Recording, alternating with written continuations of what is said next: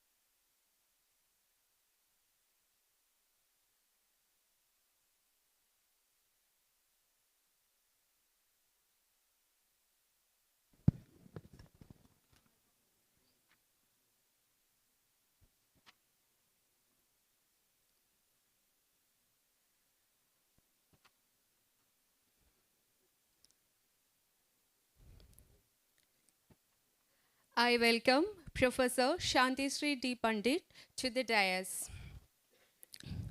Welcome to J. Nandakumar to the dais. Dr. Rita Soni to the dais. I welcome you. Shri A.K. Anuraj and A.K. Prashant. Welcome all of you in the dais.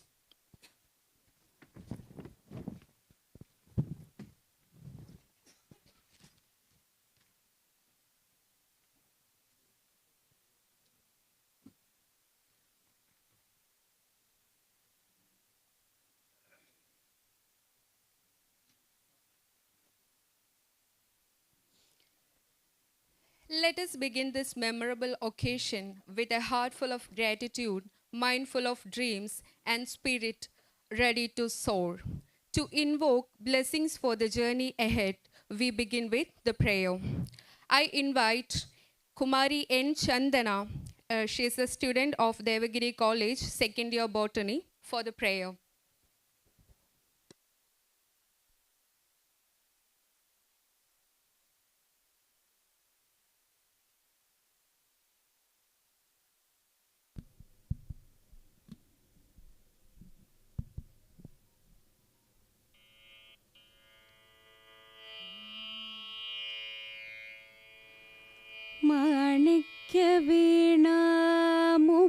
माणिक्यवीणामुपलालयं दिं मदालसा मञ्जुळवाङ्विलासा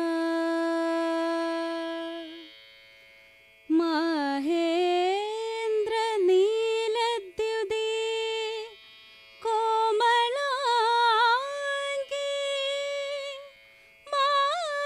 मादङ्गकन्या मनसा स्मरामि चतुर्भुजे चन्द्रकलावदंसे कुचोनदे कुङ्कुमराकशोणे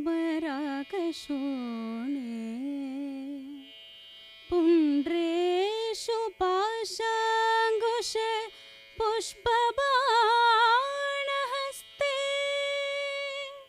नमस्ते नमस्ते जगदेकमाता नमस्ते नमस्ते जगदेकमाता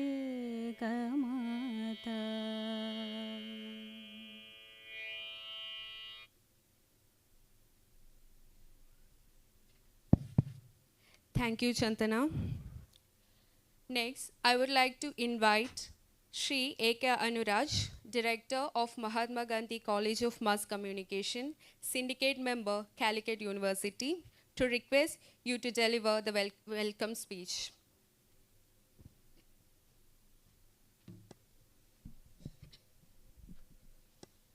Namaste and good morning to all. Actually, we are marking a milestone.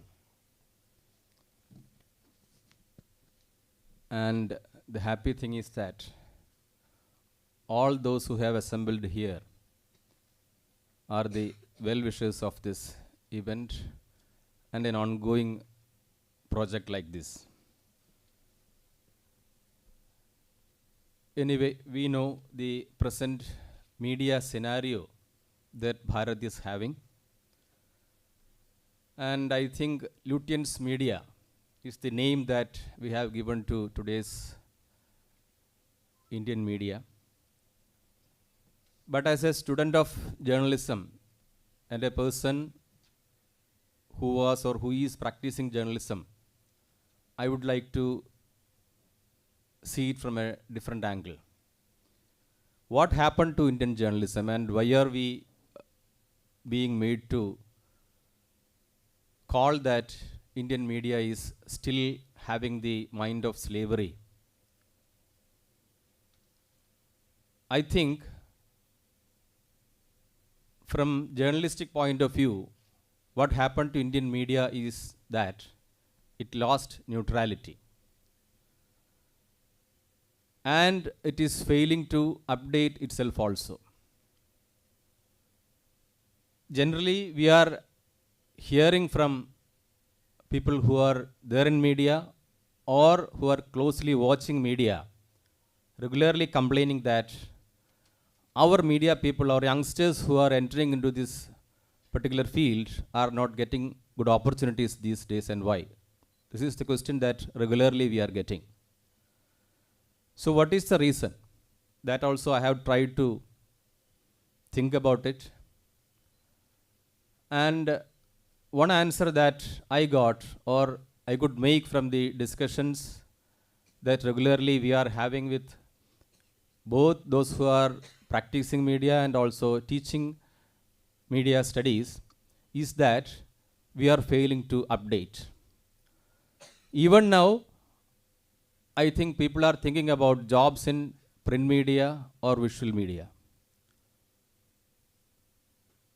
But we know that all these media houses, whether they are having their flagship project in print or visual, they are surviving with what they are making from earning from digital media.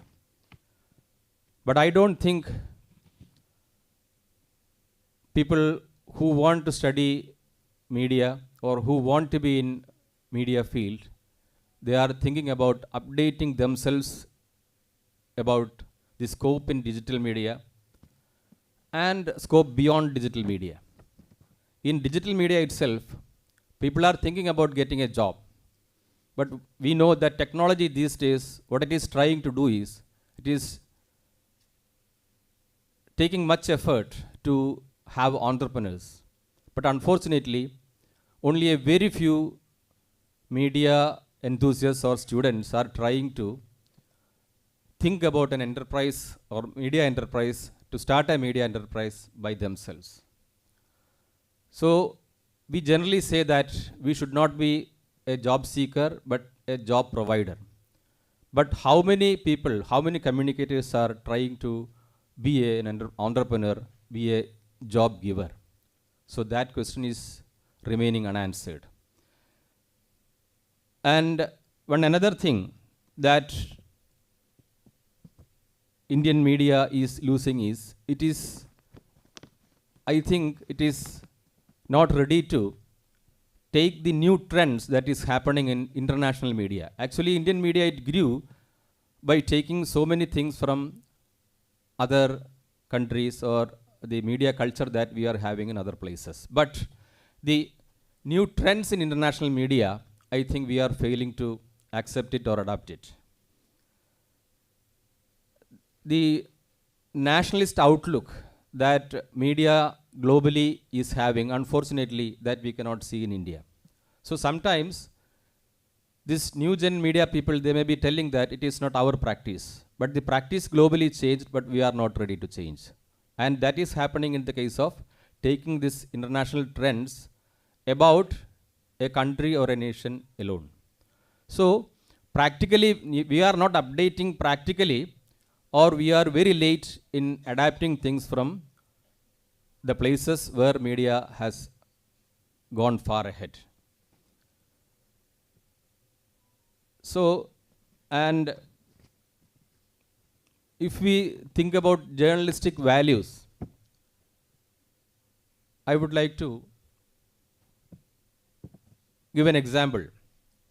Whatever their politics may be, India was having a prime minister who wanted himself to be drawn as a cartoon picture every day.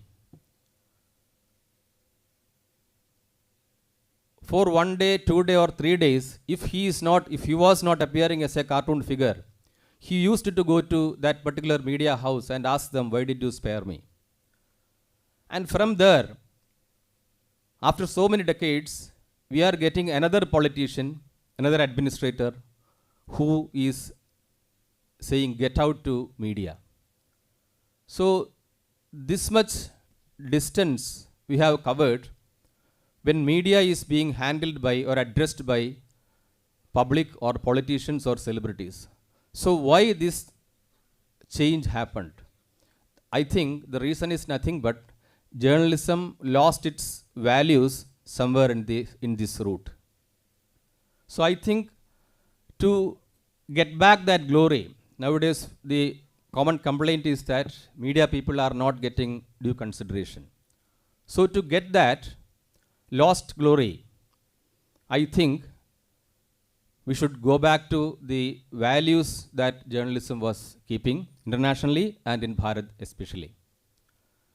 So actually MAGCOM is a step towards that direction. We are having so many aims. One is to have young journalists who are having nationalist outlook, good professionals in various streams of journalism and communication, have research in media sector. But I think out of all these aims, the most important thing is that it should be possible for us to drive back journalism to its lost values. So I think this optimistic view is the thing that drives MAGCOM and took us to the next level of getting academic collaborations from prestigious institutions. So we are having, as of now, academic collaboration with 3 noted higher education institutions. First among them, of course, is Jawaharlal Nehru University, Delhi. Second is National Institute of Technology, Calicut. And the third comes Makhanlal Chaturvedi, National University of Journalism and Communication, Bhopal. So we know about JNU and NIT. And the third, Makhanlal University, it is the first exclusive mass communication university in Asia that was instituted about 4 decades ago in Bhopal. And that particular university is having so many new gen media courses, infrastructure, everything, and it is going to help us a lot, an upcoming institution like MAGCOM, to have so many promising new generation courses. And the collaboration with NIT, there our aim was to club the communicator with the technology, or bring technologies to communication. So we are trying to bridge that gap or construct that bridge. And JNU, of course, we know it is the most prestigious university in India, and it is having a full-fledged centralized campus in the capital city. And our mission, actually MAGCOM wanted to get the affiliation or academic collaboration of various universities and various institutions. And almost all the higher education institutions we approached, they were ready to collaborate with MAGCOM, but we waited for this prestigious institution. And with the blessings and supports of our Honorable Vice Chancellor and Nandetan, we could do it 3-4 years ago. And we have been working behind it, and finally, last year we got our first course, PG Diploma in Journalism from JNU. So, this is the story and history of journalism, or this Journalism Institute, MAGCOM, that we are having today. So, with these introductory words, I am trying to do the duty that I am supposed to do here. We know the history of Jawaharlal Nehru University in Delhi. Especially Kerala knows about it very well. We are having a good number of students who studied in JNU, and also a few professors and other officers in that university. Kerala will be the state which is having maximum connection with JNU. But I don't think it was accessible to all Malayalis. So actually this first step is to make JNU accessible for all students, irrespective of their caste, color, politics, and even language. And for that, we were getting, when we approached with this idea, our Honorable Vice Chancellor, Professor Shantisri Dhulipudi Pandit ma'am, she was very happy to have an academic collaboration with MAGCOM. And I think it is one among the first MOUs signed making use of the opportunity that NEP 2020 was extending. So a university signing an MOU with, and a prestigious university like JNU signing an MOU with a college in Calicut. And from there, we could come to this, what we call this milestone.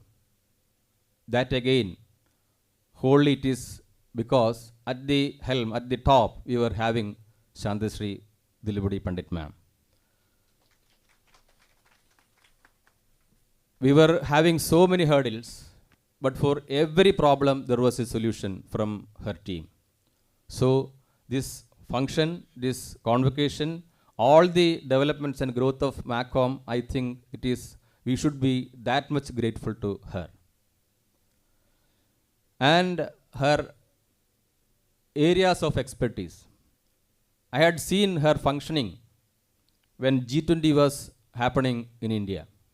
Those days, I think even 48 hours was not enough for her. So many discussions, so many meetings with delegates. So she was running from north to south, east to west of Delhi, and attending so many conferences, meetings, everything. Writing so many articles, writing books. And today she will be in Calicut, tomorrow she will be in Nilgiris. Day after tomorrow she will be in Delhi. Next day she will be in Jammu Kashmir. Next day she will be out of India. So that way she is traveling, and everywhere she is going to deliver speeches, and that again with what we call, every speech will be something different from the earlier ones. Every speech there will be something that there is for us to study and note. So that much oratorship she is having, a noted academician, a specialist in international relations. So that way she is a pride for us, and it is a happy thing that she is from this Dakshin Bharat. So that way also she, what we call, supports us strongly in the capital. So I heartily welcome her to this function, and also request her blessings and supports in the journey ahead of Mahatma Gandhi College of Mass Communication. Now, Nandetan, what all things MAGCOM could do, I was explaining something here. Everything happened only because Nandetan is there. From the idea, from the beginning of the idea of a journalism college, then onwards his support was there. Again, for every problem we were contacting him, and again we were getting solutions for every problem. So many institutions or many organizations, all will be having patrons, but in the case of several institutions or organizations, it is just what we call a post that is being given for a particular person or a group of persons. They may be functioning or they may not be functioning. But in our case, our patron is 24/7. Whatever problems we have, we can communicate to him and also it will get resolved. Other than having this MOU and all, we were having so many other problems. For all these problems, this point of contact, there is a single point of contact at national level, and that is Nanded. And once I started going Delhi and visiting Nanded, and whenever we are going to JNU, we will try to have Nanded also with us.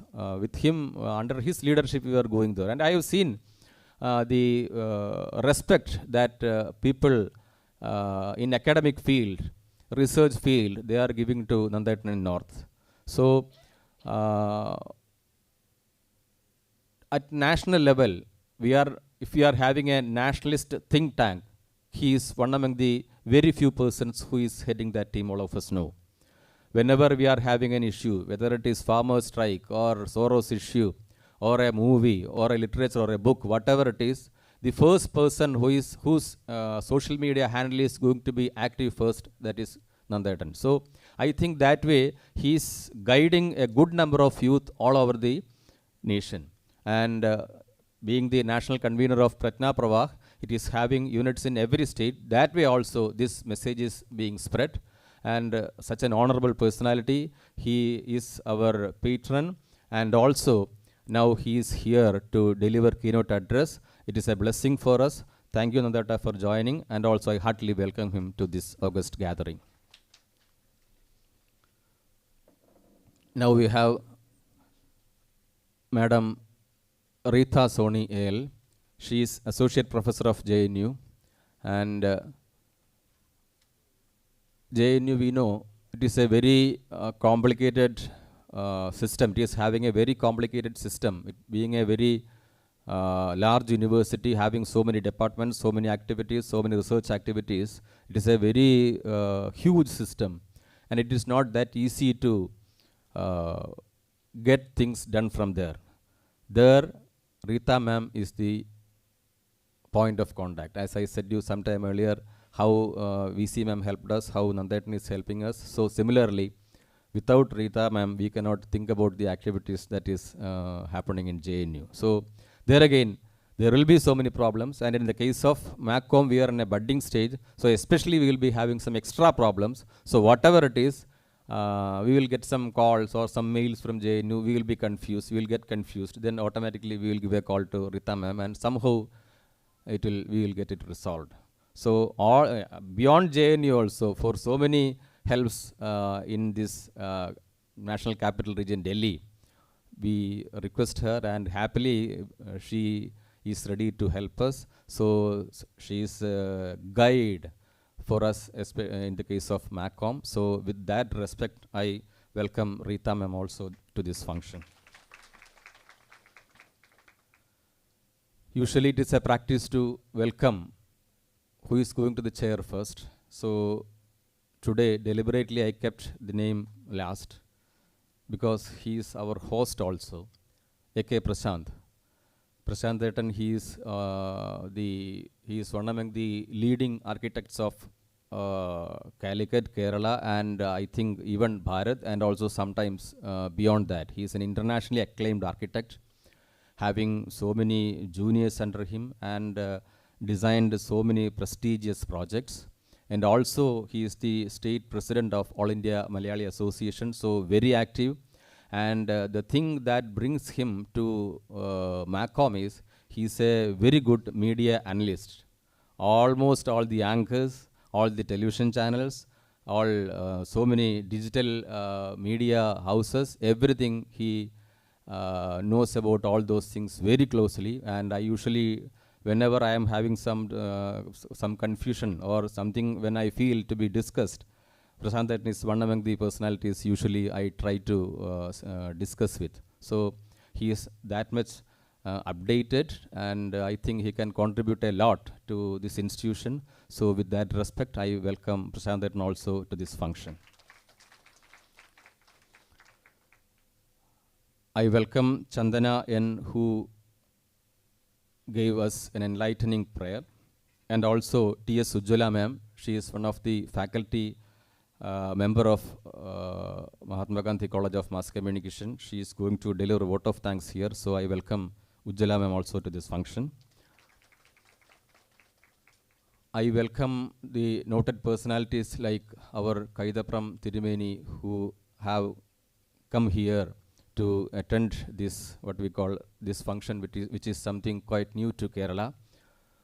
And our mentors, our Hindustan Prakashan Trust trustees,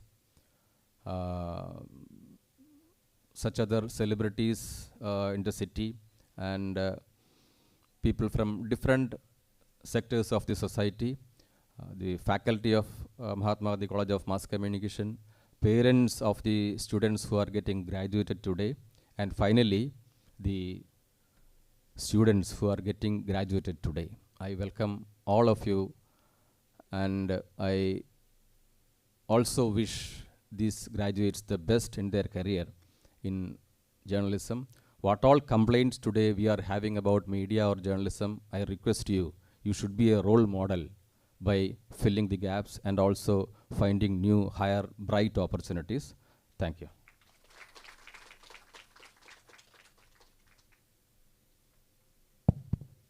Thank you, sir.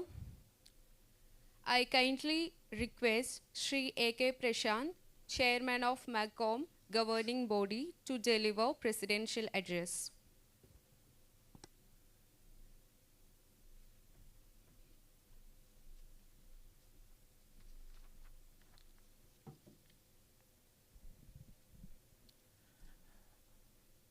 Our chief guest, Professor Shanthisree Dulipodi Pandit, Vice Chancellor JNU, Sri Nandakumar, National Convener,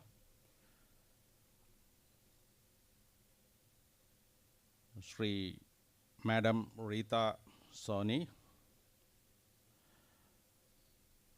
Sri A.K. Anuraj,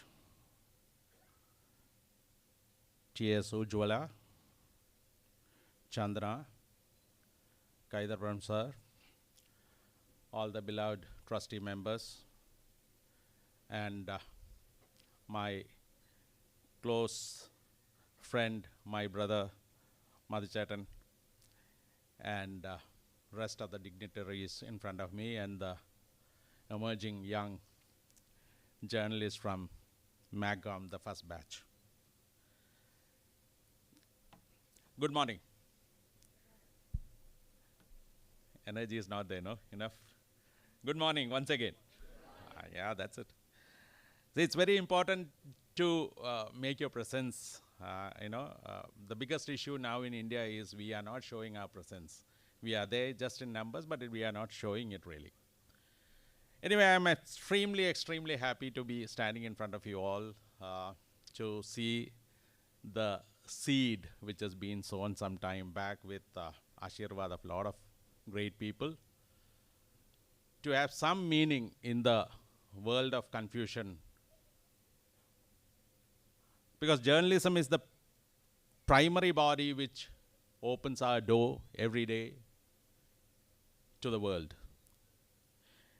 And sadly, for so many years, we are just seeing views being blasted on us rather than the real version of what's happening in the world.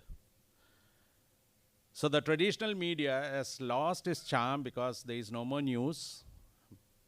There is only views. And once in a while, you get to have people like Assange and all who are giving some insight into the reality. Sadly, in India, since 1492, the arrival of our colonial master from Portugal, till date, especially in Kerala, we have been under the influence, and we have almost forgotten the rich tradition and heritage of our culture, and we have lost the roots. So we are kind of a group of people who are actually sitting on gold mine of history, culture, which can be the Vishaguru of the world, because Kerala, I would say, being the center of the world once upon a time, because the entire world economy was reeling uh, on the spices, especially pepper, ginger, and things like that from Kerala, which keep the life for most of the snow-cladded Western civilization. We had a very, very, very enriching civilization which dates back to almost, I would say, dated 5,000 years, or it's much more than that. We are just discovering all the new sites of geological happenings that is happening now, Raikari and Madurai, all those areas are showing much more into our ancient culture. But our generation has not been exposed to. We've been given the same old narrative of the colonial masters. Even after the independence, we were shrouded, again being manipulated. So we somehow started looking down on our own culture. And I would say after independence, the same continued. And I think journalism played a major role in holding us there. It's only because of the social media, with the advent of technology, we started rediscovering our past, the roots. So it's utmost important for the new generation journalists to look at it and try to mend where we have lost. We have all the chance, because we are the people, the wisdom holders for the world. Because the world now is, you can see what is going to be there, and from the journalist perspective, it is going to be a very exciting time ahead. Because the world is getting reshaped. De-dollarization is happening on one side. The Western narrative is being questioned. And the entire history has to be relooked. And everyone, the globalization days are over. I think we are going back to our village. The entire world is now planning to go back and strengthen their own thing. Gone are the days of, depending on the world for resources. Now everyone is concentrating on what they can do, how to be independent rather than interdependent. So the narrative is going to be very interesting. And with the new president from United States, he is really reshaping the entire dynamics. The entire focus is on economy, just economy. And all the wars which we see now is based on, again, trying to impose certain ideology on others. So the world over, we are suffering. But the basic bottom line idea is how to steal the resources from the world for an effective few. This is the time where India has a big role to play, because this is a civilization which is based on dharmic points of view. And so I think we need to look at the Indian ethos of dharma.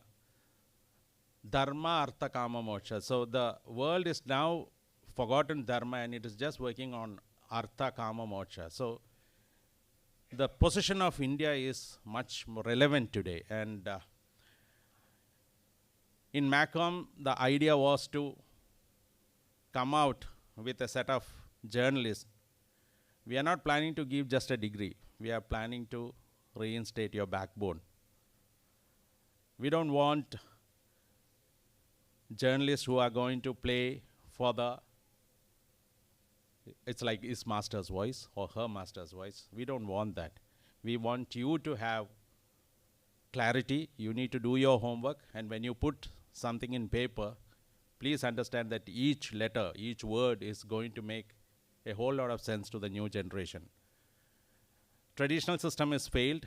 Everything is going to be upset. AI, everything. Because nowadays you can see in WhatsApp, like the recent one was Trump going around the village singing Vishu song. That's the AI situation which is. So it's more difficult to really bring out the truth, to increase the vantage points, but try to put your news based on dharma. Don't compromise on those things. And eventually, when you end your day, it is self-contentment which makes the biggest reward to you. And if you have done sincerity to yourself, to your best of interest, I think there is nothing more to it. So here I stand as just a symbol of a group of people, fantastic people who makes the governing body, the trustees, to give you a platform. And it's a time for me to thank all these great stalwarts from JNU, from NIT, from Makanlal, who understood the idea, what we are trying to. It's a humble beginning, but we have a great big vision, and I think this is our first step. And I really congratulate the new set of people who are going to come out of this in flying colors. And always I wish that you have discovered your backbone and hold it straight all along. Thank you very much. It's been a great day. It's been a great journey, and I'm proud to be part of you all, to see this new generation who is going to face the world, the challenging world of exciting times. Thank you. Thank you very much. Jai Hind. Thank you, sir. Next, the moment we all been waiting for. Yes, the conferment of degree certificates begin now. We request Vice Chancellor of JNU, Shri Shantishri Pandit, ma'am, to commence the awarding ceremony. As each name is announced, we invite the graduate to walk up to the stage and receive their degree.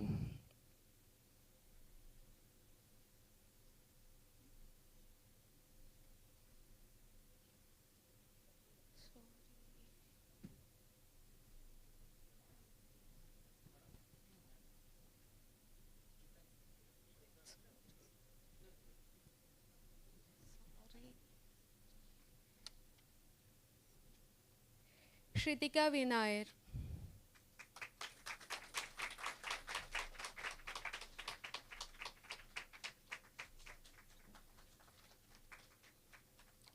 Jijita K.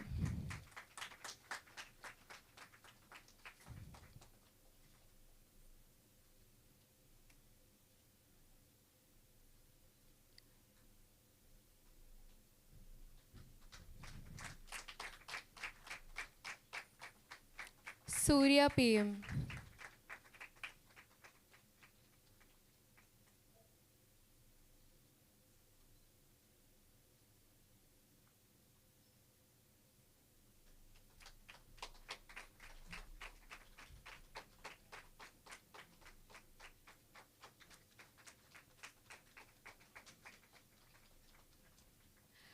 Harikrishnan H.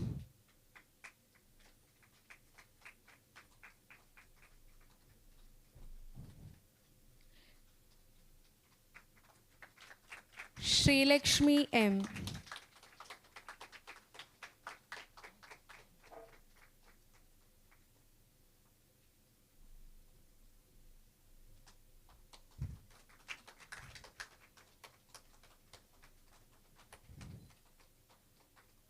Avani RG.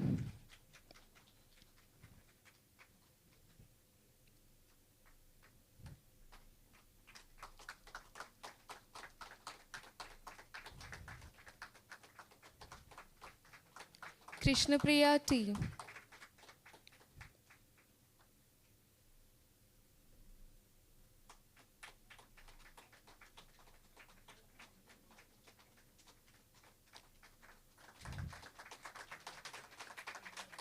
Anuja K.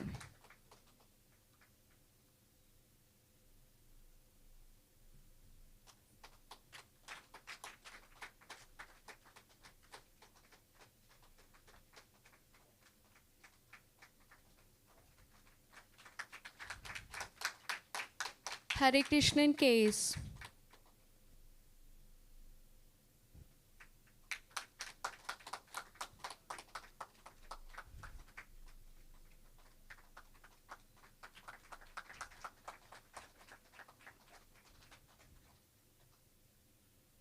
Nivedita M.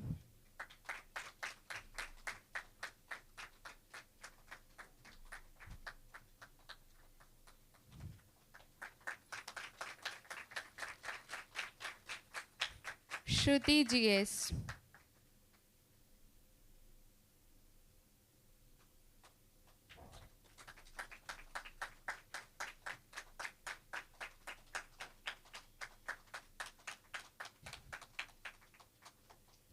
Advaita Vijosh.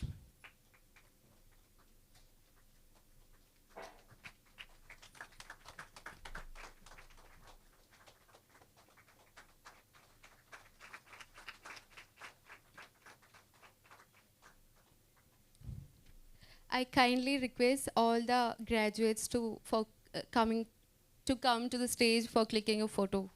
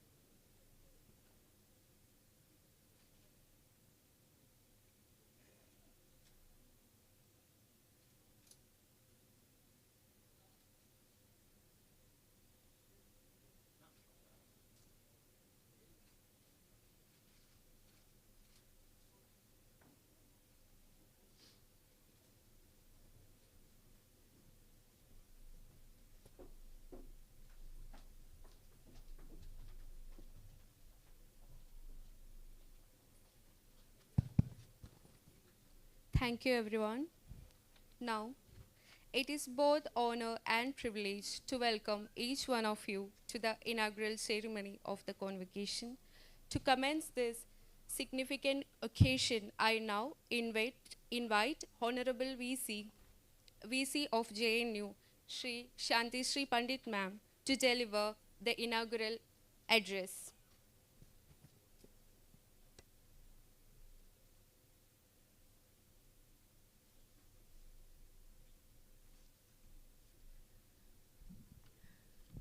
எல்லாருக்கும் நமஸ்காரம். Respected Shri J. Nandakumar ji, respected Shri A.K. Prashant, Shri Anurag ji, and Rita Soni, my colleague from JNU, and Ujjwala and Chandana, honorable dignitaries of the dais, esteemed faculty members, proud parents, and most importantly, the graduating class of MAGCOM. The first batch of students of the PG Diploma in Journalism, it is an immense honor and privilege to stand before you today in the heart of Kerala, a land known for its intellectual brilliance, cultural heritage, and vibrant spirit. Education is the foundation of empowerment. Education has paved the way for interdisciplinary learning, critical thinking, and skill-based education.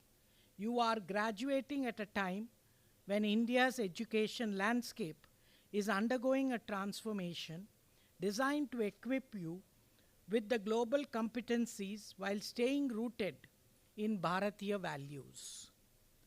With knowledge comes responsibility. Use your education to drive positive change, be it through entrepreneurship or your writing, social service or policy making. The power to uplift others lies in your hands. Education is not just a privilege, it is a tool for transformation. And so is the profession that most of you are going to enter. As I stand before the gathering of young, dynamic, and ambitious minds, I feel an overwhelming sense of pride and optimism. Today is not just about receiving degrees. It is about stepping into the world filled with boundless possibilities, formidable challenges, and profound responsibilities. You are about to embark on a journey that will shape not just your careers, but this future of this great dharmic civilization state. So I would give you certain ideas before I talk on journalism, and I would like to begin with saying that Jawaharlal Nehru University is a university that is India's #1 university, but also this university, after we have made a paradigm shift, does not only have one hegemonic narrative. All narratives have a place. We believe in ekam sat, vipraha bahuda vadanti. Truth may be one, but there are several paths to it. And I think initiatives like MAGCOM have to be greatly encouraged. And let me tell you, this is not the first private college that JNU has recognized. There is a lot of, I'm sorry to say, the press today does a lot of fake narratives, agenda setting, and gatekeeping. I didn't know that your first convocation will give us so much publicity. When I was in the Neelagiris, I was asked about it. I was asked everywhere. I think it's a good thing, sir. And let me tell you, I didn't know JNU had such brand value. I'm very happy. And I know in Kerala, JNU has a lot of brand value.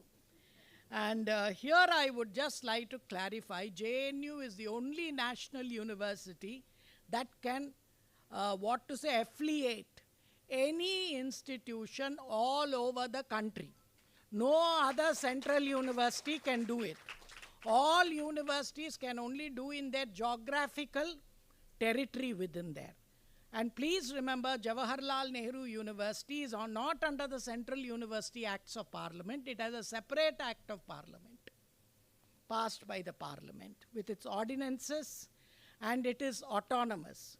The Honorable Present Education Minister in Parliament clearly made it clear to many leaders of the opposition that JNU is autonomous and JNU VC is even more autonomous. So let me tell you that we affiliate a lot of institutions which include defense institutions.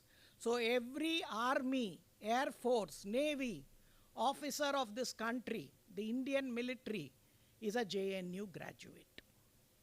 We have Payanur, the Indian Naval Academy at Elumalai under JNU. CDS, Center for Development Studies, started by Professor K.N. Raj in Thiruvananthapuram, also under JNU, and now MAGCOM. So this brings in the cultural diversity of this country which JNU believes in. And I think it is extraordinarily important that I'm so happy that you students will now herald a major paradigm shift in also the history of your own institution and as well as JNU. So I want to tell you a few things before I want to talk on journalism. JNU was born in 1966, if most don't know, by an act of parliament moved by MC Chagla, the then education minister, and 69 it came into being. It has a 2,000-acre campus. We have 14 schools and 10 special centers. JNU has the autonomy to create several centers. Most of you know that I have a special center for Tamil language, literature, and culture. 10 crores was given to me by the state government of Tamil Nadu. So we are very diverse. We accept, then Karnataka has given 5 crores for Kannada. And we also run today MA in Tamil Studies. Under NEP 2020, we permit non-Tamil or Kannada speaking or Oriya speaking students to opt for these languages as certificate courses. So I wish Malayalam also will come in, sir, but we are yet to get any grant from Kerala and Andhra Pradesh, which are the 2 states that have not. Let me tell you, Tamil Nadu was the first state to give me 10 crores. And they are also giving me a statue of Thiruvalluvar for 50 lakhs, sir. And so you can see that JNU does not belong to any one person. It is a national thing. Each citizen of this country is as much a student of JNU as any of you, anybody can be. It is the only institution that has a fees of 10 and 20 rupees even today. So I tell students who are poor but brilliant, come to JNU. It is your university, totally funded by the Union Government of India. Whichever government, and the present Modi government, let me tell you, is more revolutionary than all the earlier governments, because I am the first woman vice chancellor of Jawaharlal Nehru University. You have the great progressives talking about women's freedom, women's rights, but they never allowed one woman to become even a vice chancellor. So it took the courage of the present government, especially Prime Minister Narendra Modi, to see that to a woman from Tamil Nadu, coming from the backward classes. You have a leader of the opposition saying he is for OBC. No OBC vice chancellor till now in JNU except for me as the first woman from the state of Tamil Nadu. So he has broken 3 glass ceilings. So please remember, we walk the talk. We just don't talk. So JNU is a national institution. Every person has an equal right on JNU. It is nobody's personal property. This is something I want to flag. But I'm happy, sir, you got a lot of publicity. And I also congratulate MAGCOM. And I'm very happy to come to Calicut, God's own country, because Kerala is known for so many things, especially Kathakali. And let me tell you some of your great poets. We have one sitting here, Takkadi Shivashankara Pillai. And you have very great Jnanpith Award winners. And I think you also have Mohini Attam, then Guruvayur, Sabarimalai, and you have Padmanabha Swami. I felt bad, I'm a Telugu. I always thought Tirupati was the richest temple. That when told me, no, madam, it's Padmanabha temple. So you beat us there also. But it is our national property. And let me tell you, it is a saint from this state that unified Hinduism. That is Shankaracharya from Kaladi to Kedarnath. He is the man who told us we are one and the same. So please be proud of this great state which has given so much to this country. And even ISRO, you have proved that non-IIT graduates also can do great science. So most of the ISRO chairmen come from Kerala. So you should be proud that you have been contributing to national development in every way. And I'm extremely happy to once again come here. And especially I admire Nandakumarji for his scholarship. He is, one of the persons who writes brilliantly and who debates. And I also like him because he's a very strict pracharak. Anything wrong we get also a good scolding from him. And now to you students, I would say first celebrate your achievement. Graduation is a defining moment, a culmination of years of relentless hard work, perseverance, and an unwavering commitment to learning. It is a day that belongs to you, but also to your families, teachers, and mentors who have guided and supported you through this transformative journey. Your graduation today is not just a personal victory, but a symbol of the collective efforts that shaped you. Look around you, your peers, your professors, and your parents. All of them played a role in getting you to this moment. You have sacrificed, you have struggled, but you have emerged stronger. The milestone is not the end, but the beginning of a lifelong quest of knowledge, excellence, and a meaningful contribution to society. The second, I would say, the transformational era you inherit. India is going through, you are stepping into an era of unprecedented change and opportunity. India is not just growing, you are in moving towards Vikasit Bharat in the Amrit Kal, where so many transformations are taking place. Our nation is on the cusp of becoming a global economic powerhouse, and you are at the center of this evolution. From technological achievements in artificial intelligence to space exploration, from innovations in green energy to self-reliance, through Atmanirbhar Bharat, you are inheriting a landscape rich with opportunities. One warning here to you, artificial intelligence is always artificial. Human intelligence is most important. So please don't give up your talent to read, write, and think. Machines are learning, humans are surfing, not good. You will have to still keep learning, reading, and writing. And this is one appeal I tell all students, please do not forget your roots. It has always been told to us, mother tongue unites. Then have a career tongue and a market tongue. That is your choice. But mother tongue is extraordinarily important. And I will tell you, Malayalam is a beautiful language. I understand it well because I know Tamil, and you're more Sanskritized than we are. So I also like the thing. And I think Swati Tirnal is one of the doyens of Carnatic music is from Kerala. Though the other Tyagaraja is from Andhra Pradesh and Tamil Nadu. Other challenges are stepping stones, not roadblocks. You are in a state where you will have a lot of challenges, but let them not deter you. If history has taught us anything, it is that remarkable successes emerge from the most testing times. The world you are entering is dynamic, and while technology and globalization have opened up countless doors, they are also introduced new complexities. Consider this inspiring journey, and success does not come without struggle. The key is to stay, of course, to adapt and to emerge stronger. The lessons you have learned here at MAGCOM, discipline, resilience, and critical thinking will serve you as your greatest tools.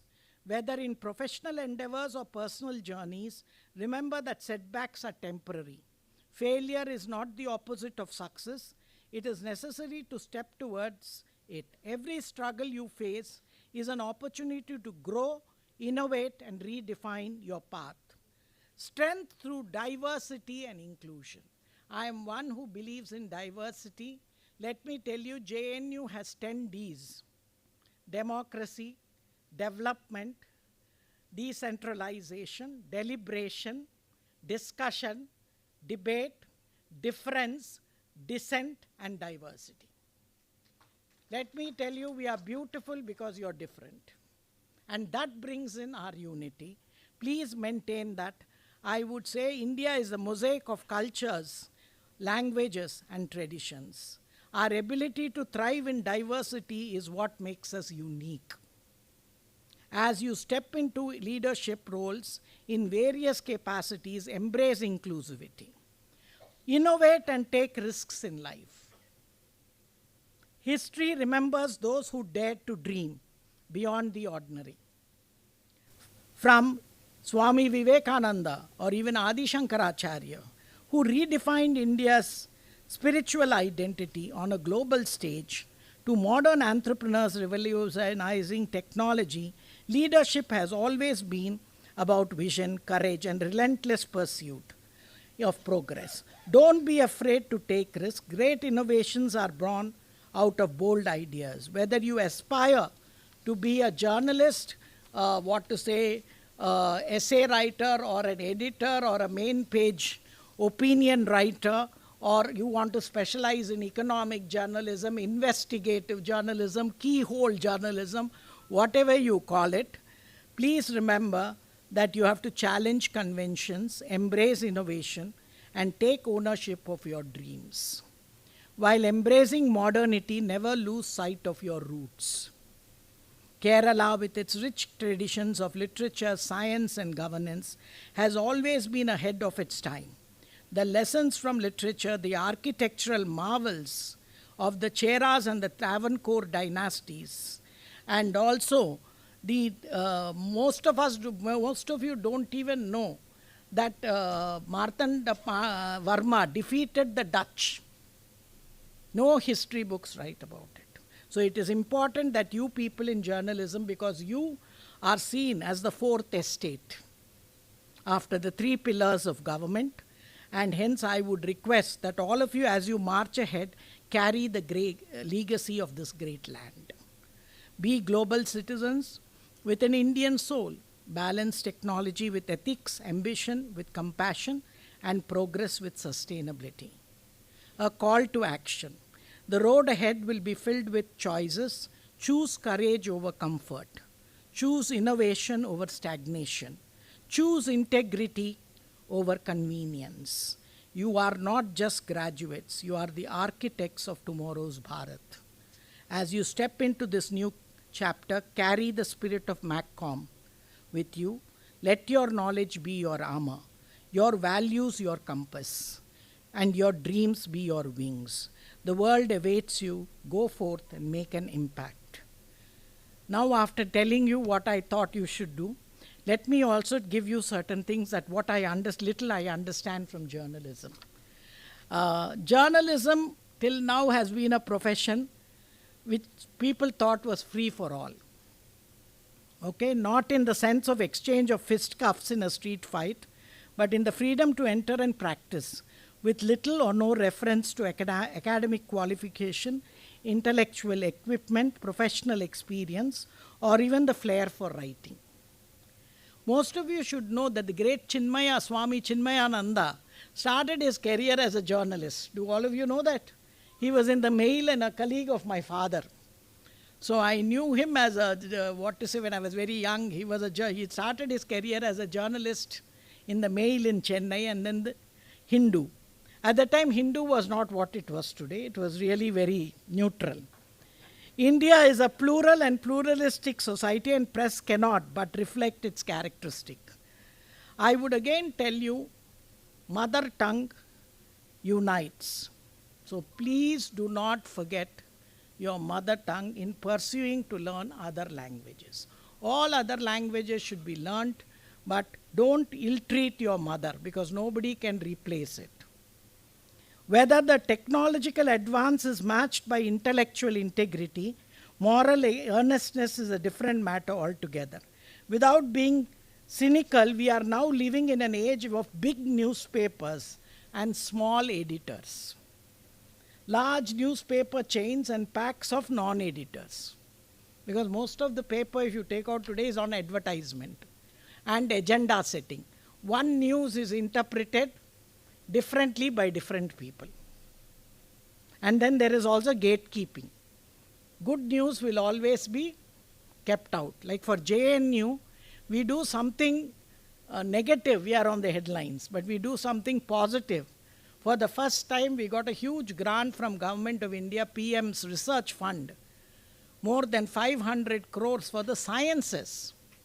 And among the 30 top universities, IITs, NITs, and including Indian Institute of Science, JNU was among the 7. Because JNU is thought to be a social science university. Please, we are not only we are also having 10 science departments. And even the Indian Institute of Mass Communication is affiliated to Jawaharlal Nehru University, which has now become a deemed university. And it is a tenant of JNU. Do you know it's on our campus? Most of the influential newspapers are run or controlled by private entrepreneurs or joint families, political parties. Sometimes disjointed or joint stock companies and public and private trusts. In the case, and if you say, All this also changes the way they look at reality. Today they have even TV channels. And now you have OTT platform and every type of thing that has been. All of them are guided, rather driven by profit motive and thinly concealed by a veneer of public interest and very little on public opinion or freedom of expression. You are called the fourth estate. Do most of you know Dr. B.R. Ambedkar? When, as the drafting, he said that the press or any other section of society can claim to exercise no rights that is not open to the citizen of this country. So you are like any other citizen, nor you don't have any special rights under the Indian Constitution. But let me tell you, self-restraint and social purpose is very, very important. And it is absolutely essential for you to check and cross-check any news item before it is published, so that it might not cause unavoidable damage to any individual or institution or its own credibility. Like recently, they said JNU has affiliated MAGCOM. That was a news that came in one of the national newspapers. And they were so shocked that we did it. Why? There are a lot of leftist, all types of organizations that have been affiliated to JNU. You are not the first. JNU affiliates all over the country. We have 150 institutions that are affiliated to Jawaharlal Nehru University. Did you know 2 years back, there's a perception change after I took over. The PMO told Ministry of Culture, Tourism and Development, Government of India, 100 of its institutes were under IGNOU, because the earlier JNU people didn't want them, because the IGNOU degree was not recognized abroad. The brand that JNU has, the others didn't have. So the PMO suggested, why don't you go to JNU? Because it is the only university that can affiliate anywhere in the country.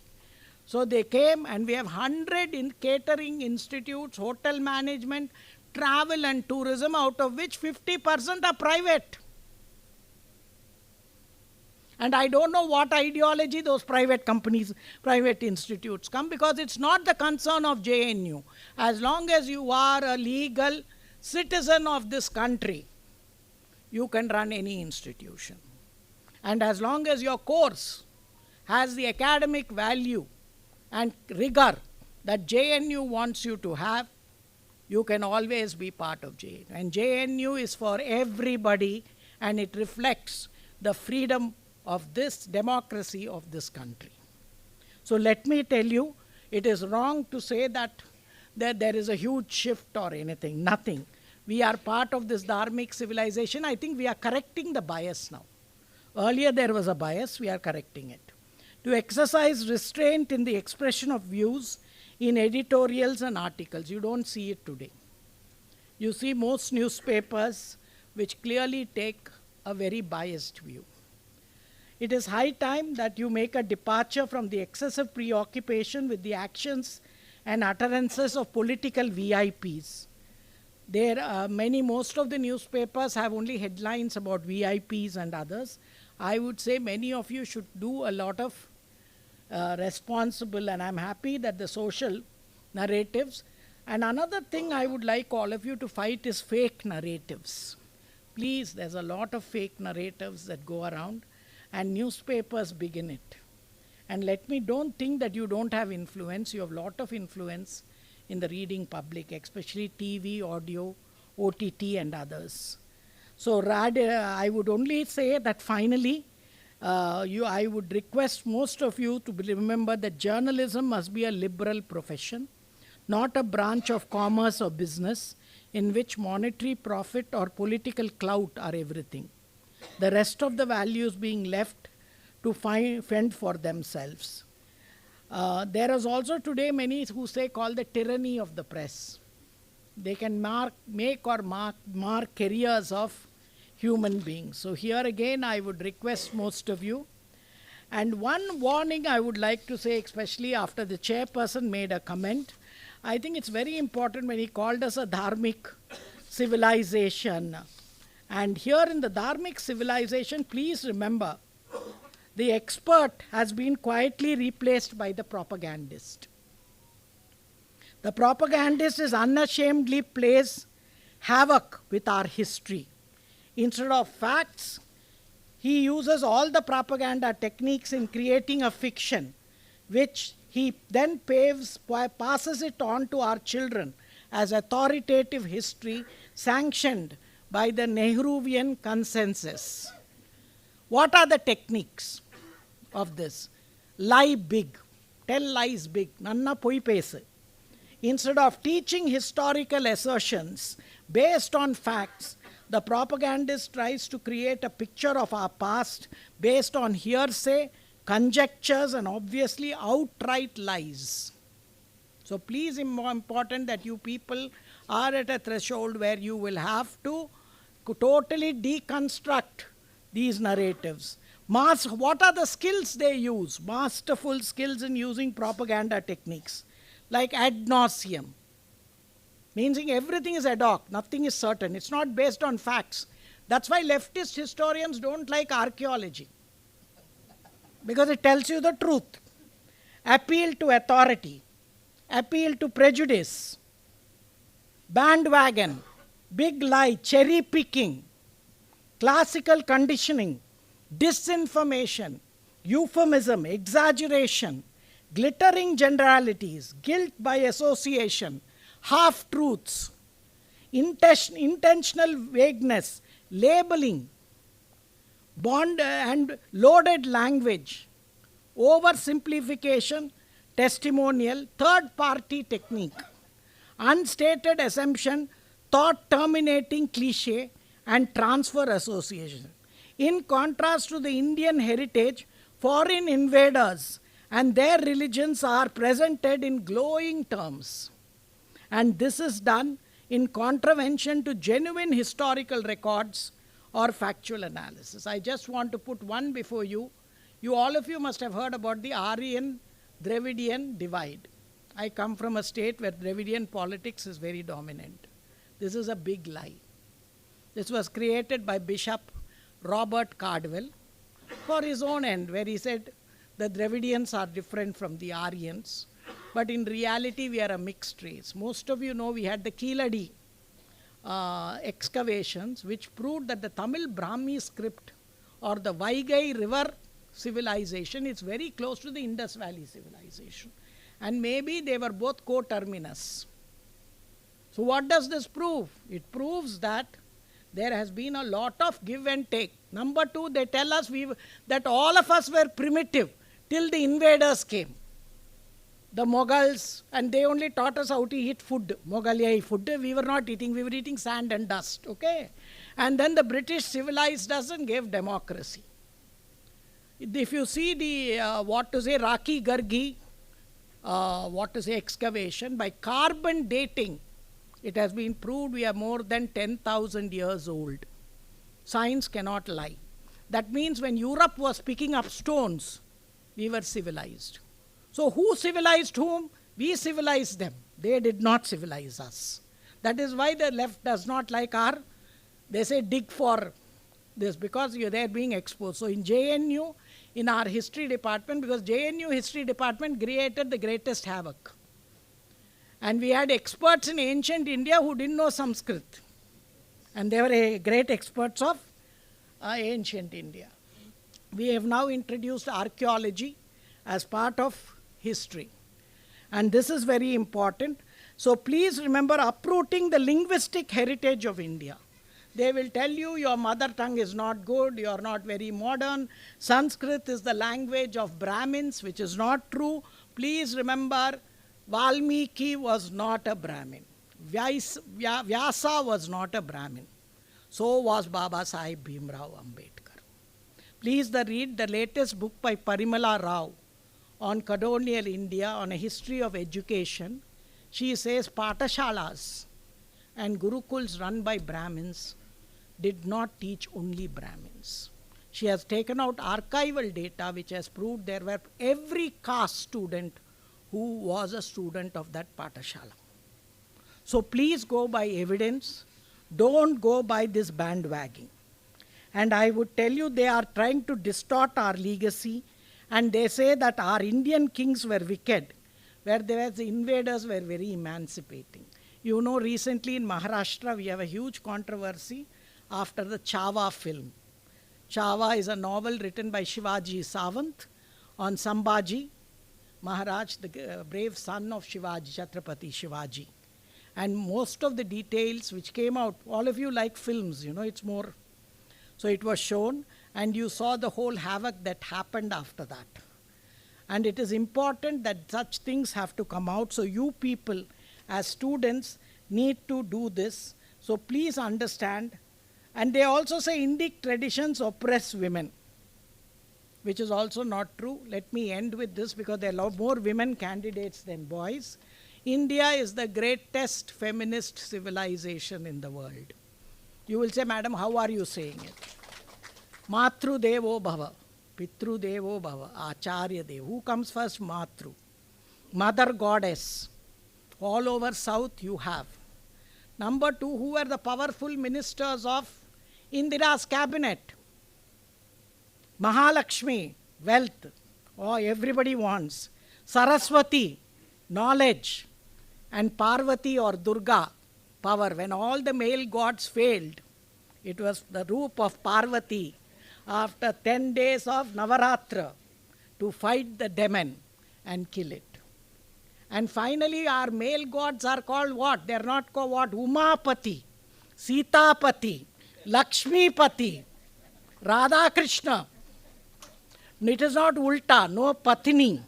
So please be proud of your civilization, be knowledgeable, be ready to learn, challenge when people are contesting it. Thank you so much. Jai Hind, Jai Bharat.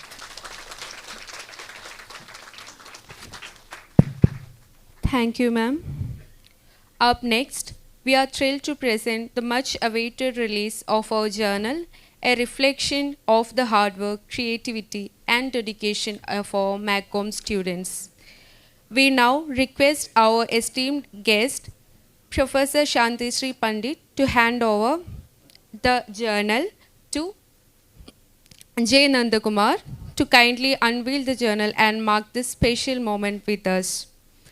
Next, we warmly welcome all MAGCOM students as we proudly unveil our latest journal release.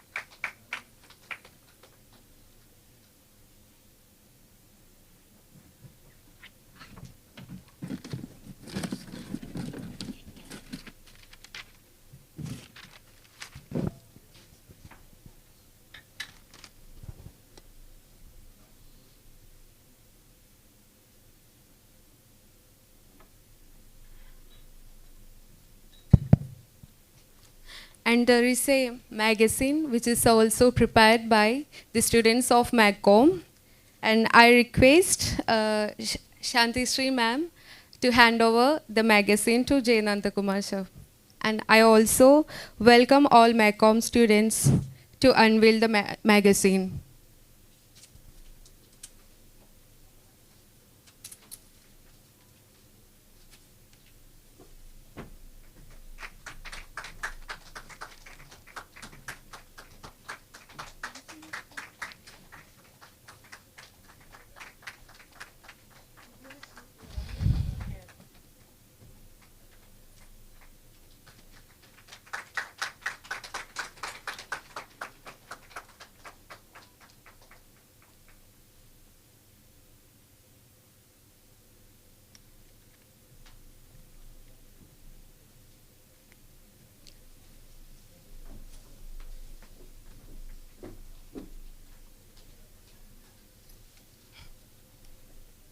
Thank you, everyone. Next, we are honored to have a very special guest, Shri J. Nandakumar, National Convener of Prajna Prabha, who will be delivering the keynote address. So I warmly welcome him for for delivering the keynote address.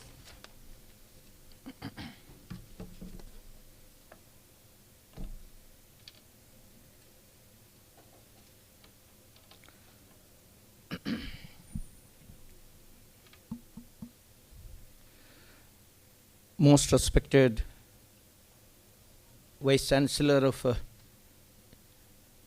Jawaharlal Nehru University, Professor Shantisri Dulipudi Panditji, Chairman of this function and also governing body of MAGCOM, Sri A.K. Prashantji, Professor Rita Soni ma'am, who came as already the most autonomous Vice Chancellor is here, but still one representative from the staff, I would like to say, who were very much supporting us in getting this recognition. Srimati Rita Soni ma'am and Director of MAGCOM, Sri Anuragji, our Kaitapram Tirumeniji, and the main actual person behind all this. The credit has been given to many by Anuragji, but I would like to say my younger brother, Madhu, Dr. Madhu, who is actually behind all this. His tapas, and I also in between, in the beginning, I have told him that I don't think that it is possible for us to start such an institute, but he was very adamant and very much committed towards this great cause, and if accolades are to be given to someone, it is to be given to Dr. Madhu, my young brother, and all other distinguished guests, including Gopalangutti Master, our President of Vidya Bharati, and he was Pranda Karyavah of Rashtriya Swayamsevak Sangh, Gopalangutti Master, and all other distinguished guests, respected faculty, proud families, and most importantly, the students who are graduating today. Since I have a bit of reputation for being a long-winded speaker, to drive in some point, usually complaints are there that I will take an hour or more even. So I don't want to take such a chance today. So I have decided to confine myself to a written speech, and I would like to read it instead. Today marks a historic milestone in the journey of MAGCOM, a day etched in the annals of this institution's proud history. It is not merely an event, but the culmination of years of hard work, perseverance, and the relentless pursuit of excellence.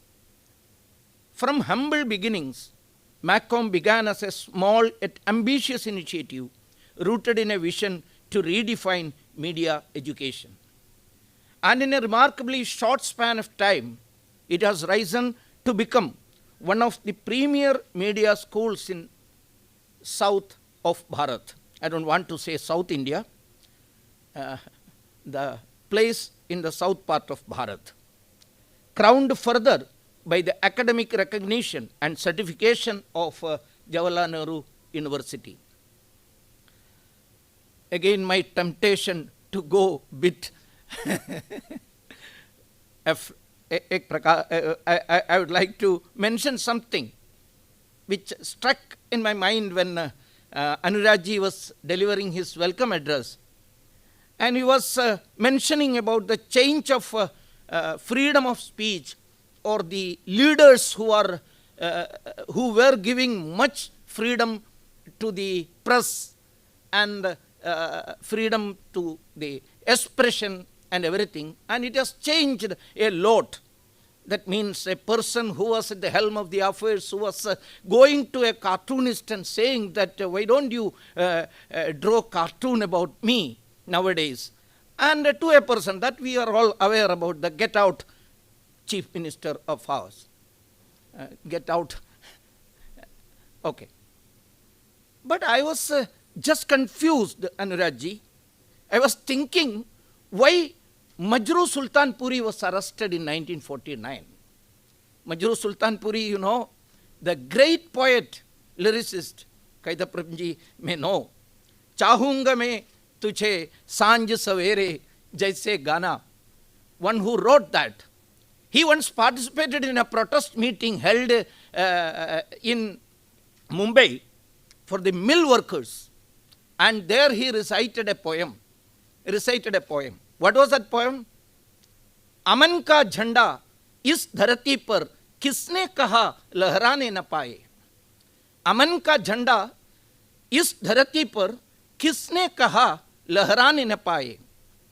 ये भी है कोई Hitler का चेला, मार ले साथी जाने न पाए. You know the meaning? That means अमन का झंडा, शांति, the flag of Shanti, Samadhi. Who told us that it shall not be raised, it shall not be placed in this land, this earth? Maybe a Shishya, Chela, Shishya, or a student of a Hitler, whom he was mentioning, whom he was attacking in that sense, criticizing, I would like to say. It was against Nehru. The third line was like that. Commonwealth ka दास है नेहरू, मार ले साथी जाने न पाए.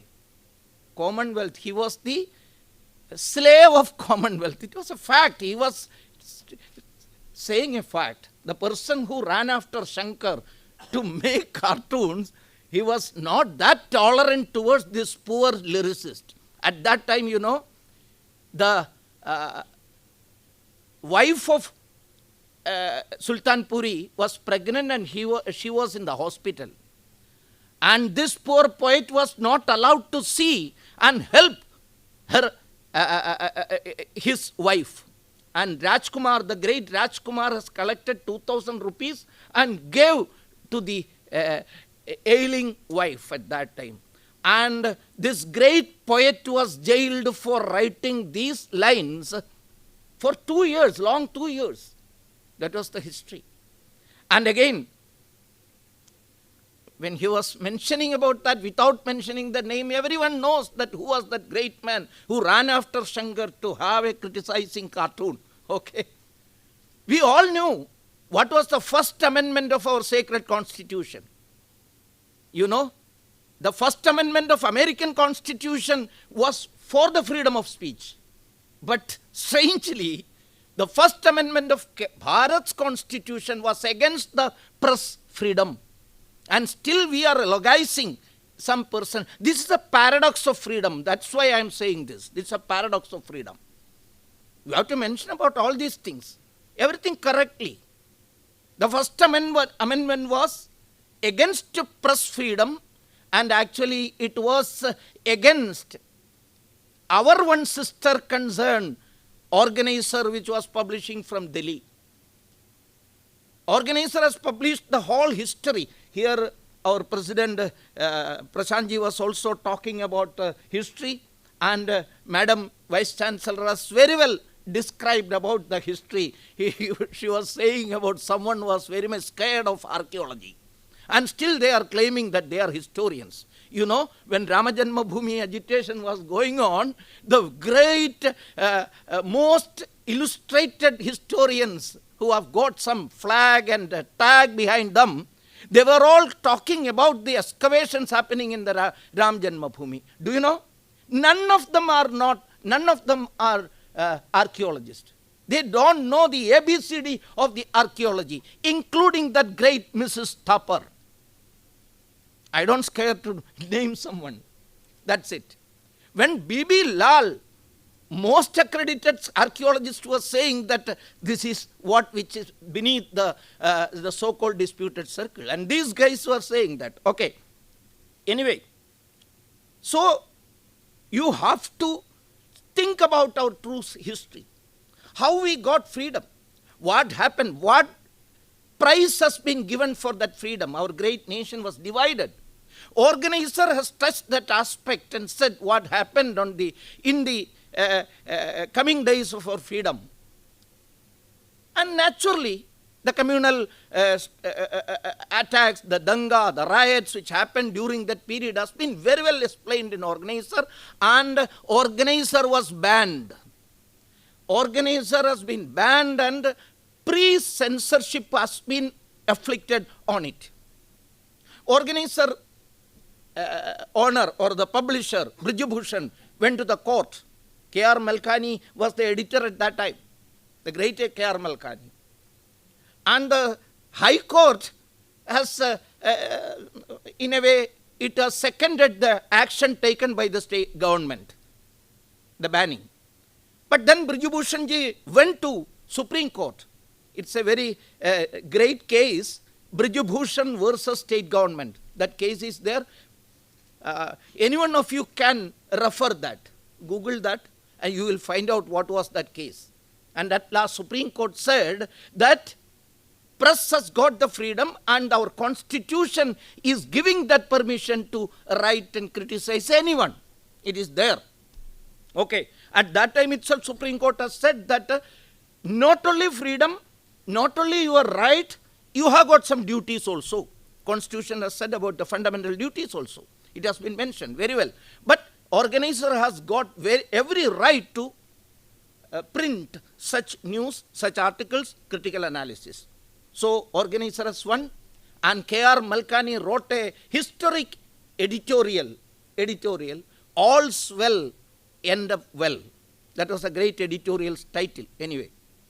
But do you know, immediately afterwards, that great man who ran after Shankar artist, he visited Kerala. I want to connect it with Kerala.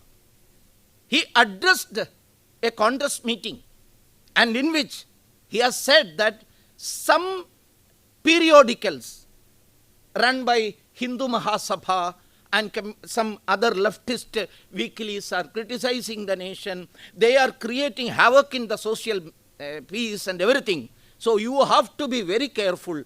And one word has been used in that speech. I have taken it from the archives of Bharat Sarkar archives, in which is said that such periodicals, such unruly periodicals are to be crushed. Crushed is a very good word for him. Always he used to use that particular word. He used that word against Rashtriya Swayamsevak Sangha also. He said that RSS is to be crushed. Pujaniya Golwalkar, Guruji Golwalkar, immediately afterwards that he was attending in a Varsha Pradyuta function in which Guruji Golwalkar has said, we are going to crush that crushing mentality of our Prime Minister. That was his reply to that. Anyway, he used that word in Kerala also at that time, and he said that these type of periodicals are to be crushed. So that is the level of freedom. So I used that word, paradox of freedom, enemies of open society, written by Karl Popper. Anyway, we have to analyze all these things, and I would like to quote, I am just searching for it. And in his closing speech, this great Prime Minister, who was the protagonist of the freedom of expression, he made a comment during that period, and he said that I have already mentioned that he attended a meeting and he said that this type of periodicals are to be crushed. We have to look into it. So he piloted a bill to amend that particular article in which press were given the freedom. It has been amended.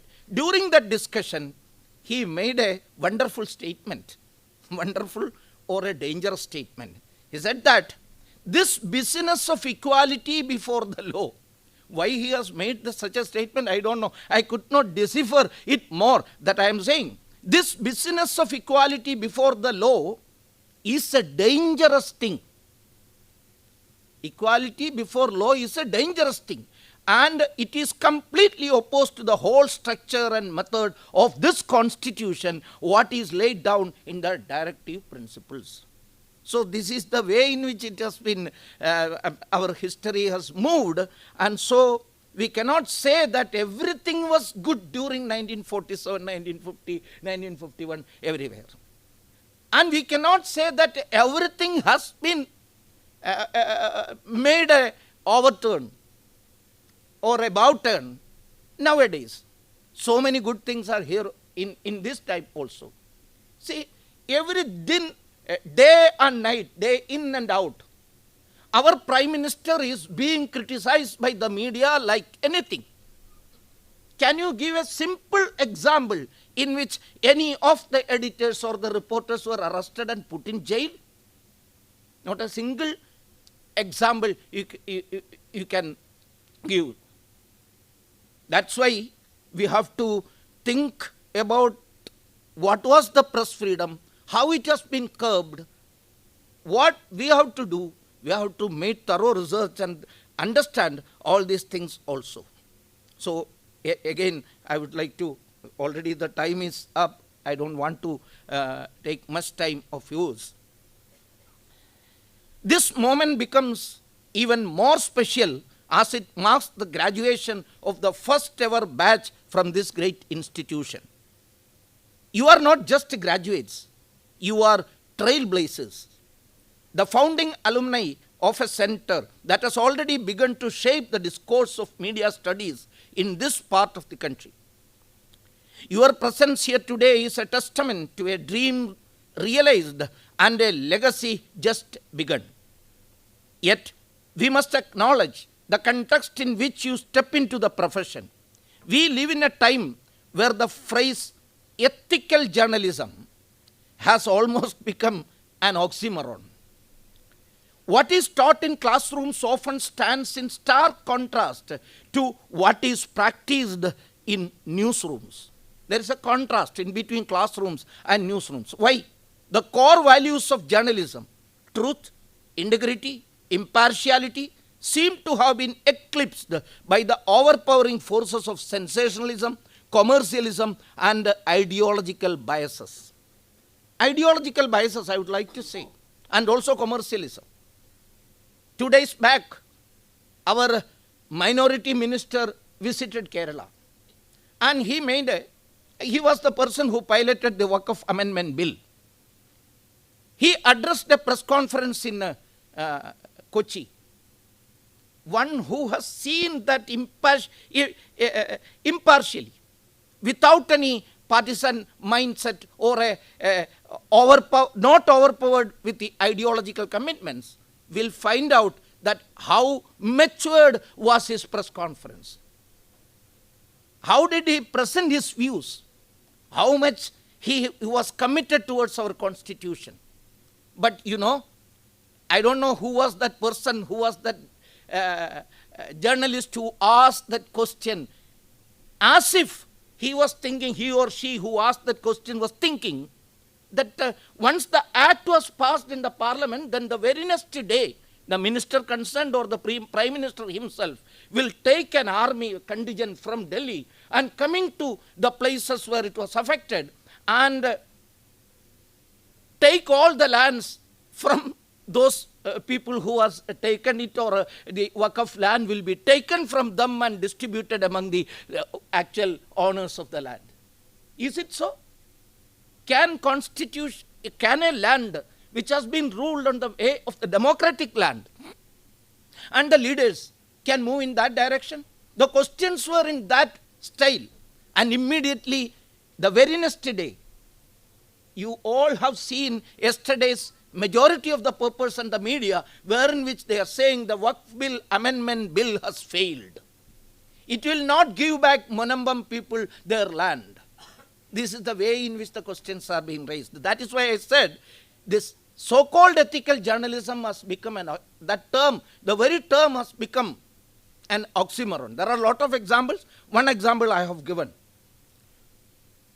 The core values which I have mentioned were overpowered by the forces of sensationalism, commercialism, and ideological biases.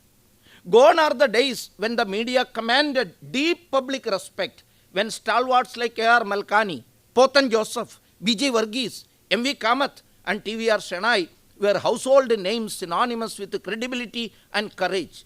Today, such figures are rare, but that only makes your mission all the more urgent and meaningful. It is my sincere hope that you, this pioneering batch of MAGCOM, will rise to restore the dignity of this noble profession, uphold the principles of ethical, or more rightly, dharmic journalism. Dharma Shabda has been mentioned and discussed earlier also. Dharmic journalism, I would like to say, it must be a dharmic journalism. Journalism rooted in truth, guided by values, and tempered with compassion. Bring back the human touch to storytelling. Be fearless, but also fair. Be critical, but not cynical. Be driven, but not compromised. Journalism is a profession that must be approached with a spirit of tyaga or sacrifice. In an age dominated by paid news and corporate interest, a media person must remain free from greed and all forms of personal weakness. The journalist is expected to uphold the noble values of freedom, courage, and neutrality, and remain steadfast in the pursuit of truth and dharma. Among these guiding principles, the idea of tadasthata, the word which has been mentioned in our Puranas, in our Vedas, and everywhere, tadasthata, as rooted in Bharatiya Darshana, holds particular significance. Tadasthata literally means being situated on a bank of declivity. It suggests a state of detached observation, like someone watching the flow of a river from the riverbank, engaged yet unaffected. But there is a deeper dimension. To stand on a declivity, a sloped surface tilted at a risky 45 degrees, is no easy task. There are possibilities that you may lose control of yourself and fall down. Yet, maintaining your balance, standing straight and firm in such a position is a metaphor for the ethical challenge of journalism. It reflects both the difficulty of the role and the strength of character it demands. Tadasthata, in this sense, is not passivity. It is a disciplined detachment anchored in dharma. When you stand firm in dharmic values, everything else will follow. This principle must never be lost, because it is what provides real strength and dignity to your voice as a journalist. Media is often hailed as the fourth pillar of democracy in safeguarding freedom of speech and championing fearless journalism. I believe it echoes the timeless wisdom of the Mahabharata, Dharmo Rakshati Rakshitaha. Dharma protects those who protect it. Similarly, if we uphold the principle of freedom of speech despite threats and adversities, it will protect those who courageously defend it. The truth, fearlessly published by the media in the face of intimidation and threats, became a lifeline for the nationalist media fraternity during a critical trial. If responsible media can collectively fulfill their duties to counteract threats to free speech, the same will definitely come to your rescue later. That's what we have seen in the history of journalism. So never be disillusioned with short-term hindrances and setbacks. The ultimate success will always be there waiting for you. So always be focused on the long-term goal. Dharma ultimately prevails, but we have to give time for it. You are now stepping into a world that is noisy, fast-changing, and often uncertain, and yet never has the world needed journalists more than it does today. You enter the profession at a time when misinformation spreads faster than facts, when public trust must be earned anew every day, and when truth itself is often contested. It may seem daunting, but remember this: journalism has never thrived in comfort. It has always grown stronger when tested. You are not just writers or broadcasters or content creators. You are watchdogs. You are storytellers. You are the bridge between event and understanding. You carry the responsibility of making the invisible visible, of speaking for those without a voice, of holding power to account with courage, fairness, and integrity. As you leave this campus and enter newsrooms, field assignments, media houses, or digital platforms, hold on to the values that brought you here. Stay curious, stay skeptical, stay compassionate. The world will ask you to take sides. Journalism asks you to take a stand for truth, for justice, for people. Congratulations to each one of you. You are the torchbearers. The future of journalism begins with you. Thank you. Namaskar. Bharat Mata Ki Jai. Thank you, sir.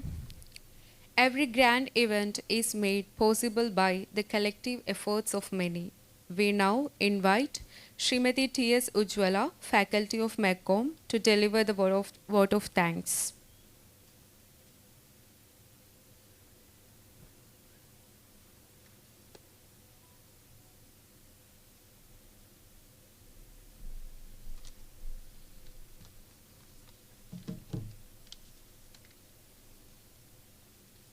Good morning, everyone.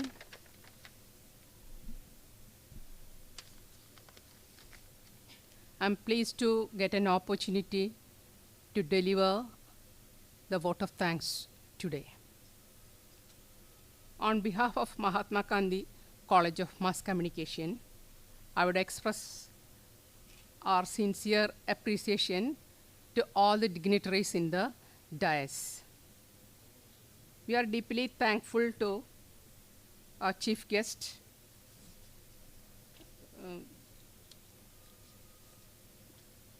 Professor Shantisri D. Pandit, Vice Chancellor of GNU, A.K. Prashant, Chairman, Governing Body of MAGCOM, Dr. Rita Soni, Associate Professor of GNU, and Nandakumar Ji of National Convention, Convener. And we are deeply thankful to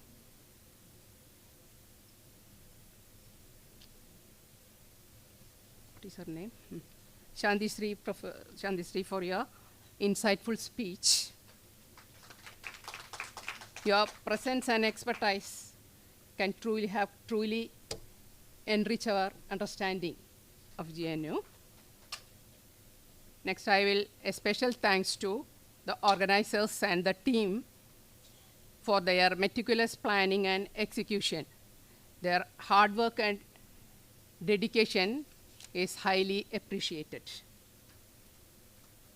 I extend my thanks to all the staff members for their support and guidance. Their contributions are invaluable. We are grateful to all the participants for their enthusiasm and engagement. I hope everyone enjoyed this event and found it valuable.